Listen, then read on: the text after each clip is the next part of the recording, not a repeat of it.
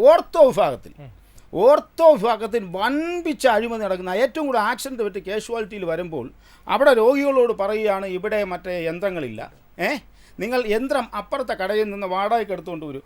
ഈ കാഷ്വാലിറ്റിയുടെ തൊട്ട് മുന്നിലായി 2 സ്ഥാപനങ്ങളുണ്ട്, ആങ്കർ എന്നും ഒരു നമ്മുടെ വേറൊരു പേരിലും. ആ 2 സ്ഥാപനങ്ങളല്ലാതെ വാടകയ്ക്ക് കിട്ടത്തില്ല. 10,000-20,000 രൂപയുടെ ഈ ഉപകരണം, അതായത് ഡ്രില്ലിംഗ് മെഷീൻ, ഈ ഡ്രില്ലിംഗ് മെഷീൻ അതുമായിട്ട് ബന്ധപ്പെട്ട ചില ബോക്സുകളൊക്കെ ഉണ്ട്, ഉപകരണങ്ങൾ. ഇത് വാടകയ്ക്ക് എടുത്ത് നമ്മൾ കൊണ്ടു കൊടുക്കണം, തിരിച്ച് ഡോക്ടർമാർ ആശുപത്രിയിലുള്ള തിരിച്ചു കൊണ്ടു കൊടുക്കും. അതായത് നമ്മൾ വാടകയ്ക്ക് എടുത്ത് കൊണ്ട് കൊടുക്കുമ്പോൾ അവിടെയുള്ള ആശുപത്രി മറ്റ് ജീവനക്കാർ തിരിച്ചു കൊണ്ടുപോയി. ഇതിൽ ഏതൊക്കെ ഉപയോഗിക്കുന്നെന്നോ ഏതൊക്കെ ഉപയോഗിക്കുന്നില്ലെന്നോ നമുക്കറിയില്ല. ഈ പണം പാവപ്പെട്ടവനെ പിഴിഞ്ഞെടുക്കുകയാണ്. വേറൊരു കാര്യം, ഈ ഓർത്തോയിലെ ഒരു ഡോക്ടർ 1-2 ഡോക്ടർമാരാണ്, എല്ലാ ഡോക്ടറും അല്ല ഇത് ചെയ്യുന്നത്. 1-2 ഡോക്ടർ ഇവർ സ്ഥലം മാറി കോഴിക്കോട് പോയി.